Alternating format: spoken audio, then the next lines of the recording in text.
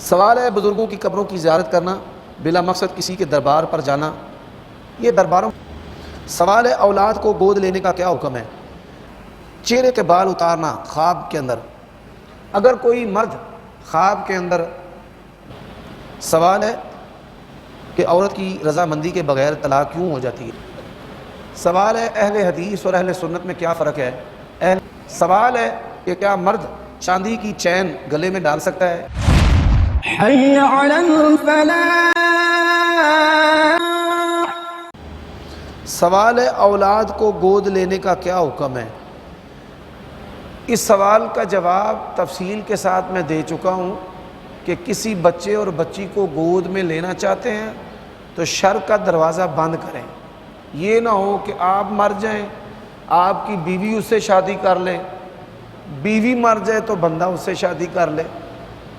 تو اس کو دودھ پلائیں اپنی بہن کا، خامد کی بہن کا یا بیوی کی بہن کا. تو دودھ کا رشتہ خون کے رشتے کی طرح ہوتا ہے، تاکہ دونوں میں سے کسی ایک کے مرنے کے بعد بھی نکاح نہ ہو سکے. ہمارے ضلع میں ایسا ایک واقعہ ہوا، چچا نے بھتیجا لے کر پالا، بھتیجا جوان ہو گیا، چچا فوت ہو گیا، چچی نے اس کے ساتھ نکاح کر لیا. ایسے ہی بیٹی لے کر پالی، بیوی فوت ہو گئی، خاوند جو ہے اس نے بیوی کے فوت ہونے کے بعد اس سے نکاح کر لیا. تو شر کا دروازہ بند کرنا چاہیے. اللہ نے جب اس کو اولاد نہیں دی، وہ آپ سے 1000 گنا بڑھ کر اپنی مخلوق پر مہربان ہے، تو آپ مہربانی کر کے فتنے میں اس کو بھی ڈالیں گے اور اپنے آپ کو بھی ڈالیں گے. دوسرا بڑا فتنہ کیا ہوتا ہے کہ اصل جو اس کے بہن بھائی ہوتے ہیں ان کے ساتھ نہ وہ پلا، نہ بڑا، نہ جوان ہوا، ان کو کھچ نہیں ہوتی. وہ اپنے والدین کی جائیداد سے اس کو حصہ نہیں لینے دیتے. اور جس نے بچہ لیا ہوتا ہے ساری زندگی وہ اس کے بھائیوں کو کھٹکتا ہے. مثال میں بچہ لے لوں، اس سے پیار کروں، لاڈیاں کروں، اس کو مال دوں، گاڑی لے کر دوں، میرے بھائیوں کو یہ چیز کھٹکتی رہے گی. وارث ایسی ہیں، اے نواب بنے ہیں مفدہ، تو وہ مرنے کے بعد اس لڑکے کو نہ اصلی والدین کی جائیداد سے حصہ ملتا ہے اور نہ پالنے والوں کے مال سے حصہ مل جاتا ہے. وہ بیچارہ کسی پاسے دا نہیں رہتا، کسی طرف کا نہیں رہتا. تو یہ درست نہیں ہے. اس لیے آپ ایسی چیزوں سے بچیں. لوگ کہتے ہیں جی بڑھاپے کا کیا بنے گا، اور جنہ دے 10 بچے نے فٹے منہ نہیں پوچھتے پیو نو. ماں کو فٹے منہ نہیں پوچھتے، کھانا نہیں پوچھتے، کپڑے نہیں پوچھتے، بیماری نہیں پوچھتے.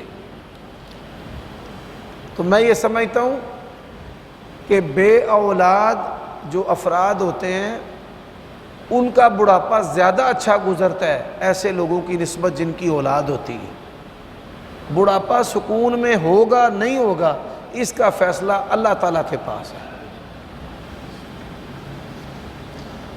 ایک بہت بڑے نامی گرامی مولوی صاحب ہیں، اللہ ان کو ہدایت دے. میں عبرت کے لیے بات بتا رہا ہوں، عالم دین کی، عام بندے کی نہیں. تو میں ان کے گھر گیا اپنے ایک دوست کے ساتھ، وہ ملنا چاہتے تھے تو مجھے وہ ساتھ لے گئے کہ فلاں صاحب کے پاس جانا ہے. تو ان کی والدہ نے دروازہ کھولا، ہمیں دیکھا کہ یہ میرے بیٹے کے کلاس فیلو ہیں، تو رونا شروع کر دیا.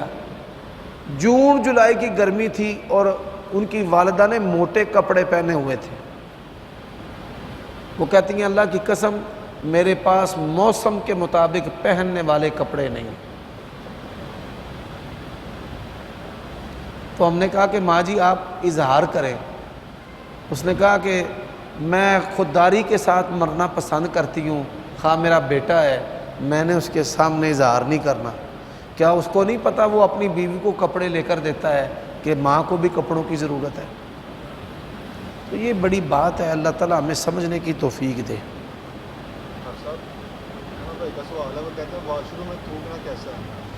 واش روم کے اندر تھوک سکتے ہیں.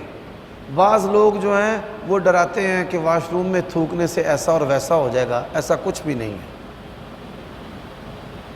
سوال ہے کہ عورت کی رضامندی کے بغیر طلاق کیوں ہو جاتی ہے؟ جیسے مرد کی رضامندی کے بغیر خلا ہو جاتا ہے، ایسے ہی عورت کی رضامندی کے بغیر طلاق ہو جاتی ہے۔ اللہ تعالیٰ نے اس کو حق دیا ہے اور وہ اپنا حق بروئے کار لاتا ہے، استعمال کرتا ہے۔ عورت عدالت میں چلی جائے کہ میں نے اس کے ساتھ نہیں رہنا، بندہ لاکھ مرتبہ بھی کہے میں رکھوں گا، وہ کہتی ہے میں نے رہنا ہی نہیں ہے، مجھے اس کی شکل نہیں پسند، خلا ہو جائے گا۔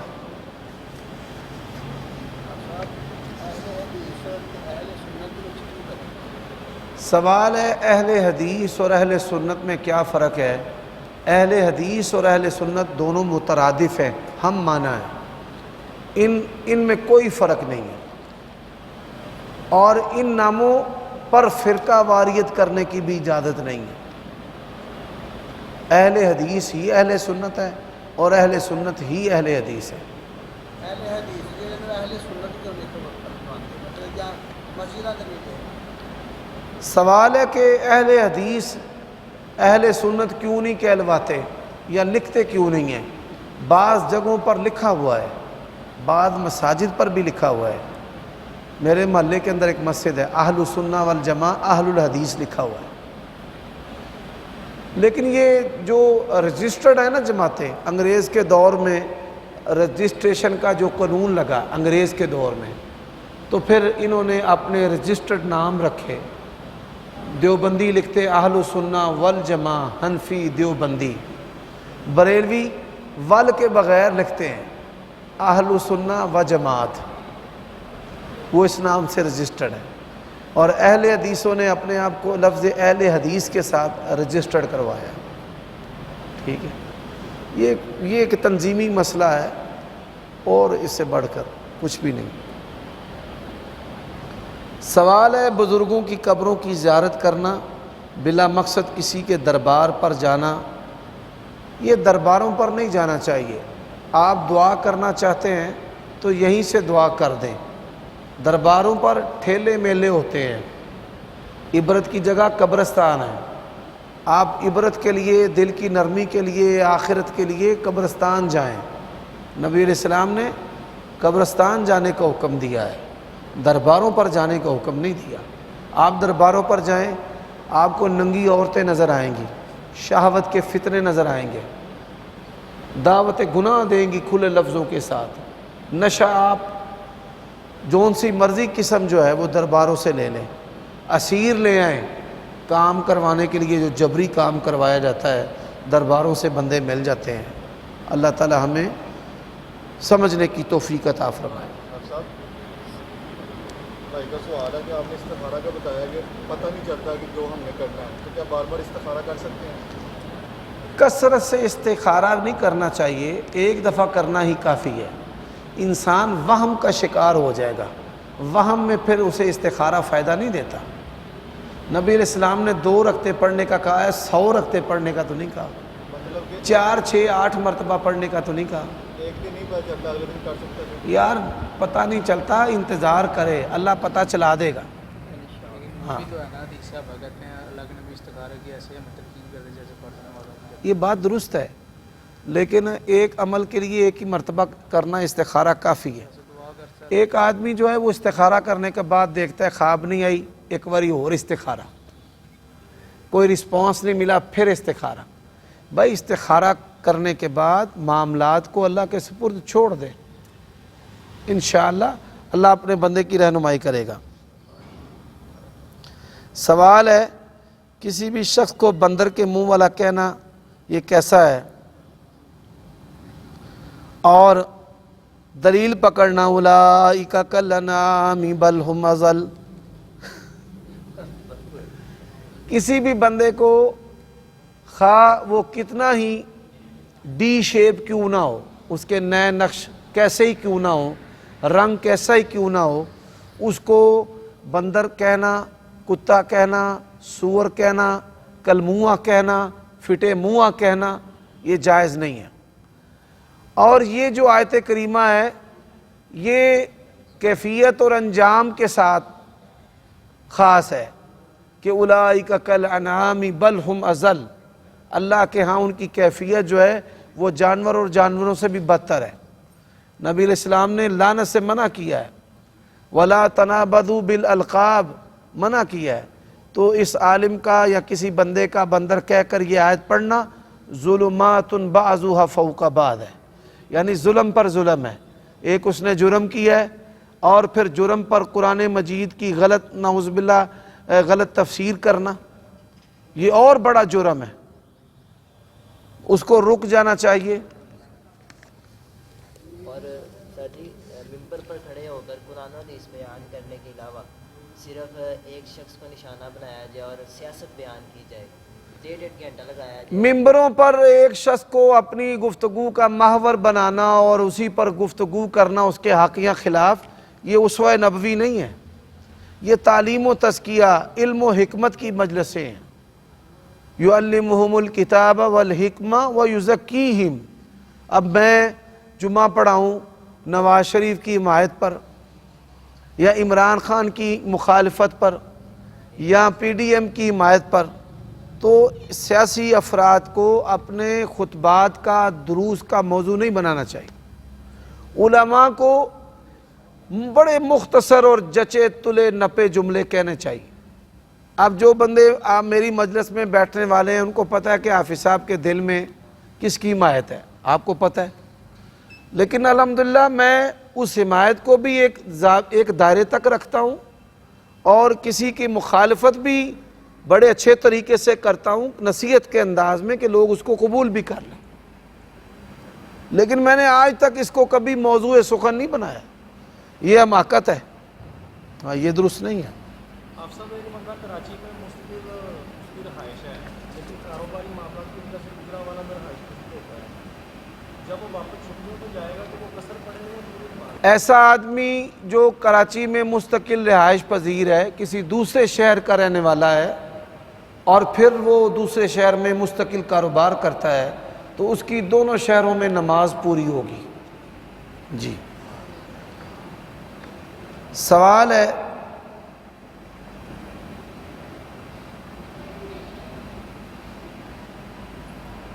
چہرے کے بال اتارنا خواب کے اندر، اگر کوئی مرد خواب کے اندر داڑھی کے بال اتارتا ہے تو یہ ایمان کی کمزوری ہے کہ کوئی اس نے ایسا قریب گناہ کیا ہے کہ جس کی وجہ سے اس کا ایمان جاتا رہا ہے۔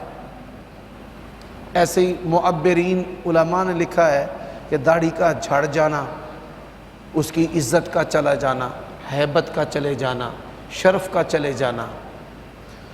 اور اگر کوئی عورت جو ہے وہ خواب کے اندر غیر فطرتی بال اتارتی ہے، وہ مونچھوں کے بال اتار رہی ہے، وہ داڑھی کے بال اتار رہی ہے کوئی عورت، تو یہ شرف ہے، عزت ہے، اللہ تعالیٰ اسے اچھا خاوند دے گا یا اچھی اولاد دے گا۔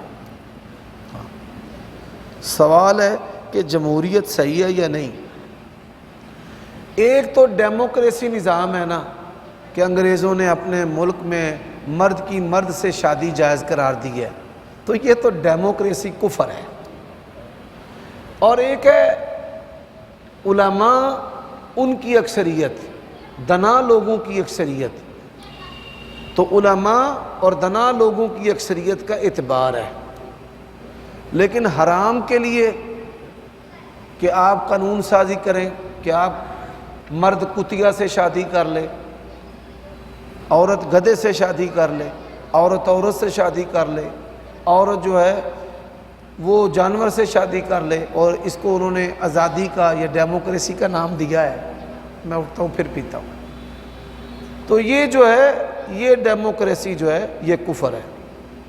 اس لیے لفظ جمہوریت سے دھوکہ نہ کھائیں، بات کھول لیں کہ جمہوریت سے مراد علماء کی جمہوریت ہے، مسلمانوں کی جمہوریت ہے، اصولیوں کی جمہوریت ہے، یا اس جمہوریت سے مراد ماں بہن حلال کرنے والی جمہوریت ہے۔ تو یہ بات واضح کر لینی چاہیے۔ کفر اور اسلام کا مسئلہ بڑا حساس ہوتا ہے، تو حساس مسئلے میں علماء کو انتہائی احتیاط کے ساتھ رائے دینی چاہیے۔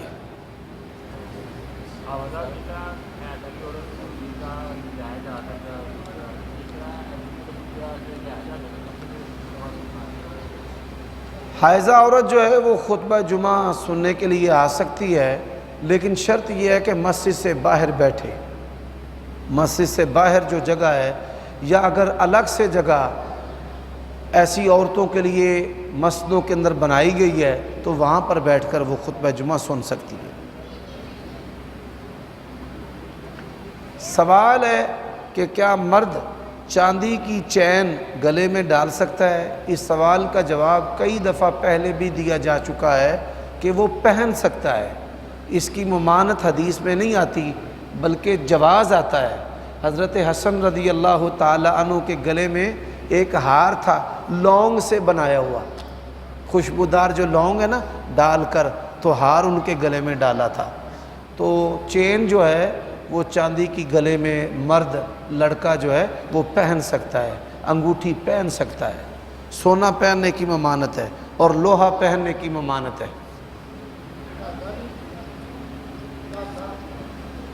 یہ جو دھاگے ہیں نا، چھوٹے بچے دھاگے پہن سکتے ہیں، خوبصورت رنگ برنگے دھاگے خوبصورتی کے لیے وہ پہن سکتے ہیں، کوئی حرج نہیں ہے۔ میں سمجھتا ہوں کہ نام لکھا ہے، ڈیزائن بنایا ہے یا بریسلٹ بنایا ہے، ویسے ہی زیب و زینت کے لیے پہن سکتے ہیں، اس پر کوئی ممانعت نہیں ہے۔ جی جی، اذان کا جواب دینا چاہیے، نص اذان کے جواب پر ہے۔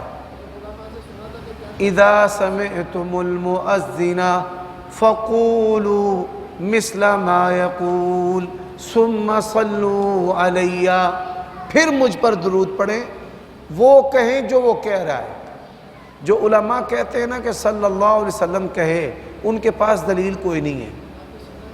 جی، صاحب کچھ لوگ جب دھاگے باندھتے ہیں ان کے یہ مطلب ہوتا ہے کہ اس سے درد ٹھیک ہوگا، کہ شفا ملے گی۔ دھاگوں کو تعلق اگر زیب و زینت سے ہے تو درست ہے۔ کوئی بندہ اپنی بیوی کے ساتھ کنٹراسٹ کپڑے پہن لیتا ہے، کوئی دھاگا پہن لیتا ہے تو جائز ہے۔ محبوبہ کے ساتھ یہ جائز نہیں، معشوقہ کے ساتھ۔ بات کی سمجھ آئی ہے؟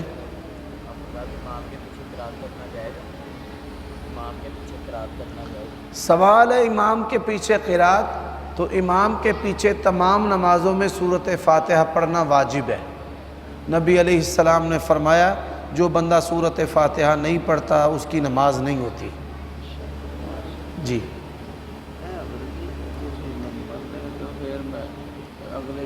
اچھا نمبر لکھ دیں ان کو قلم کے ساتھ۔ لا حول ولا قوت الا باللہ۔ وعلیکم السلام۔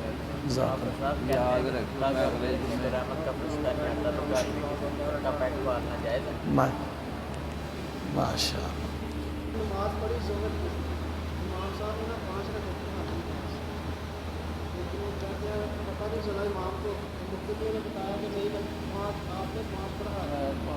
جزاک اللہ۔ ہماری نماز نہیں ہوئی، انہوں نے دوبارہ پھر نماز پڑھا۔ حدیث میں ہے نبی علیہ السلام نے عصر کی نماز 5 رکعتیں پڑھا دی تھی، تو 5 رکعتیں پڑھانے سے نماز ہو جاتی ہے، سجدہ سہو کرے نماز درست ہے، دورانی نہیں چاہیے۔ جی، یہ سوال الگ رکھ لیں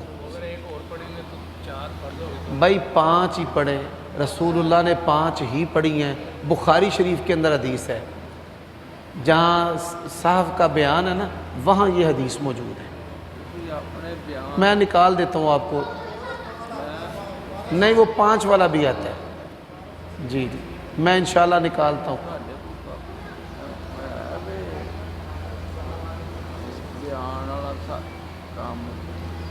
اے لڑکے تانوں دسن گے، اے نکے نکے منڈے یہ تانوں سارا طریقہ دسن گے انشاءاللہ۔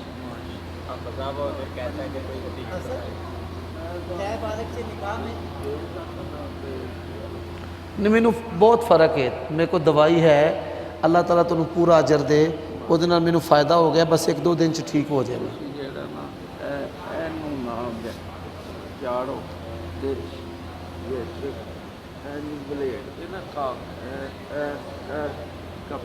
جی جی، جی ٹھیک ہے، تاکہ پسینہ آوے. جی صحیح ہے. جی اصل آپ نے بیان کیا کہ لے بالغ سے کتاب میں شر ہے، جبکہ نبی کریم صلی اللہ علیہ وسلم نے اپنے لے بالغ بیٹے زید بن حارثہ کی شادی کارٹن ہے نا یہ پہ چاڑ کے تو پھر شاپ پر چاڑ. جی ٹھیک ہے انشاءاللہ. جزاک اللہ خیر. لے پالک لوگ بیٹا اور بیٹی بنا کر لیتے ہیں. بیٹا اور بیٹی بنا کر پھر اس سے نکاح کرنا، اس سے معاشرے کے اندر فتنے پیدا ہوتے ہیں. زید ان کی شادی تھی جس شخصیت کے ساتھ، خاتون کے ساتھ، تو نبی علیہ السلام نے زید کو منہ بولا بیٹا کہا تھا. زید کو کیا بنایا تھا؟ منہ بولا بیٹا. تو اس منہ بولے بیٹے کا نکاح نبوی خاندان سے نہیں ہوا، کسی عورت سے یا کسی عورت کا مرد سے. اس کی جو متعلقہ بیوی ہے، اللہ تعالیٰ نے اس کو نبی علیہ السلام کا آپ کی بیوی بنایا، ام المومنین بنایا ہے. میری بات سمجھے ہیں؟ یہاں اس کو، اس کی بیوی کو تو کسی نے بیٹی نہیں کہا، بیٹی بنا کر پالا نہیں ہے.